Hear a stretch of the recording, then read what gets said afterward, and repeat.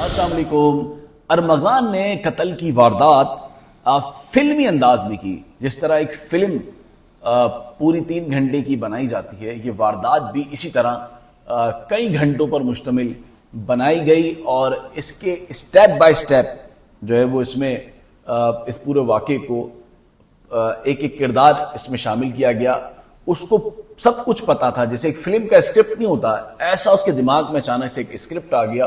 اور اس نے پورا واقعہ جو ہے وہ فلمی انداز میں بنا دیا، پورا واقعہ فلمی انداز میں بنا دیا۔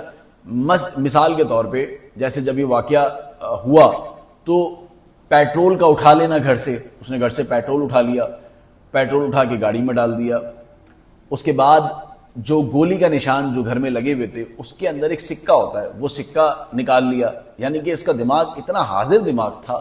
جب گھر پر پولیس پہنچی تو اس نے 4 گھنٹے پولیس کو انگیج کر کے کیا کیا، اس نے 4 گھنٹے پولیس کو انگیج کر کے تمام جو ڈیٹا شواہد ثبوت تھے وہ تمام مٹا دیے۔ 60 لیپ ٹاپ پر بیک وقت اس نے تمام ڈیٹا ڈیلیٹ کر دیا۔ یہ کتنی حیران کن بات ہے۔ اپنے موبائل فون کا ڈیٹا ریموو کر دیا سارا، اپنے گھر پہ جو اپنے گھر کی جو CCTVs تھی وہ تمام کی تمام جو ہے اس نے ریموو کر دی، اور 2 ہارڈ ڈسک نے توڑ دی، بالکل ڈسٹرائے کر دی، تباہ کر دی۔ تو یہ بالکل فلمی انداز ہے۔ پھر جس جگہ کا اس نے تعین کیا وہ جگہ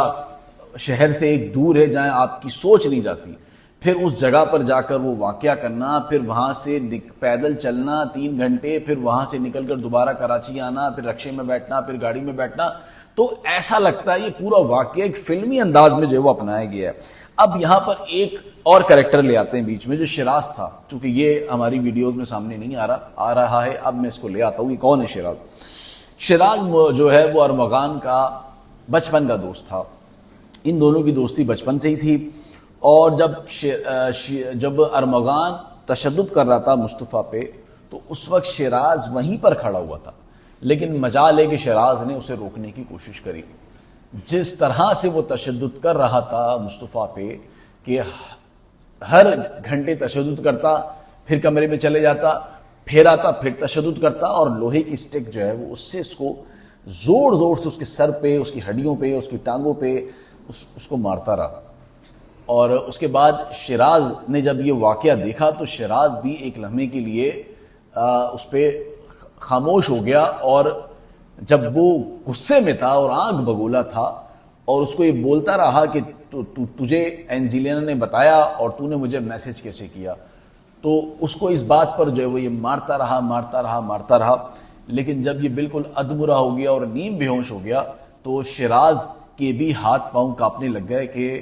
اب اس کا کیا ہوگا۔ اس کے بعد شیراز سے اس نے کہا کہ اس کی جو ہے وہ اس کو اٹھاؤ،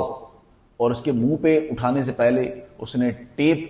لپیٹ دی تھی، اور اس کی ٹانگوں پہ بھی ٹیپ لپیٹ دی تھی، اور پورے جسم پہ اس کے ٹیپ لپیٹ دی تھی، لیکن مصطفیٰ میں بالکل بھی جان نہیں تھی، کیونکہ وہ بالکل ہی اس وقت اس کی بالکل ہوش میں نہیں تھا،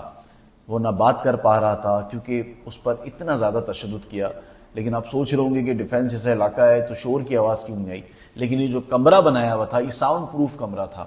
یہ ایک بنکر نما کمرہ تھا جس پر گولی بھی اثر نہیں کر سکتی تھی۔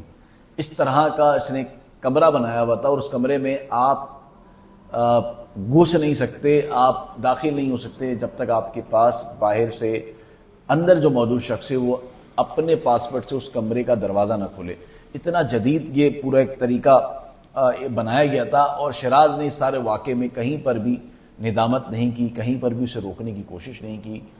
اور کہیں پر بھی اس نے بعد میں بھی جب یہ پکڑا گیا تو پولیس کے پاس جانے کی کوشش نہیں کی یہ بتانے کی کہ آیا کہ شیراز نے جو ارمغان نے یہ واقعہ کیا، بلکہ وہ اسے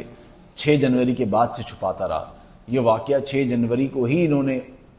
جس دن آخری رابطہ 5 تاریخ کو ہوا ہے اس کے بعد ہی یہ واقعہ ہو چکا تھا، لیکن شیراز اس واقعے کو چھپاتا رہا اور اس پر پردہ ڈالتا رہا تاکہ ارمغان پر کوئی بات نہیں آئے، چونکہ یہ اس کا رازدار ہے شیراز، اور شیراز نے ایسی حقیقت ارمغان کی کھولی ہے کہ اس کے علاوہ ایسا لگتا ہے کہ کسی کو کچھ معلوم نہیں ہے ارمغان کے بارے میں۔ اور ارمغان ایک پراسرار شخصیت ہے کہ جو اچانک سے ہی مارکیٹ میں سامنے آئی ہے، اور اس کے بارے میں زیادہ لوگوں کو معلومات نہیں ہے، چونکہ اس کا ملنا جلنا انتہائی جو ہے وہ کم تھا، لیکن کال سینٹر کا کام یہ ضرور کر رہا تھا گھر میں بیٹھ کے، اور اس کی آڑ میں سارے جو گورکھ دھندے ہیں وہ بھی یہ چلا رہا تھا۔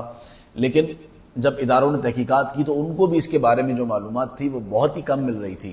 اس کی ایف آئی آر کی طرف گئے تو 2 کسٹم میں ایف آئی آر تھی، ایک درخشا میں ایف آئی آر تھی، ایک گزری میں ایف آئی آر تھی،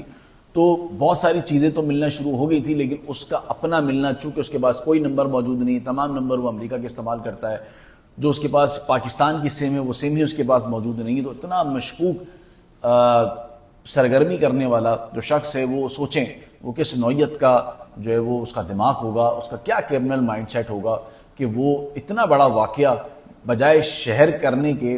اس نے ایک دوسرے جو ہے وہ صوبے کا انتخاب کیا، اور اس نے سارے معاملے کو دوسرے صوبے میں جا کے دفن کر کے اپنا نام نہ ظاہر ہو یہ کرنے کی جو وہ کوشش کی تھی، لیکن وہ اس سارے معاملے پر بری طرح سے ناکام ہو گیا۔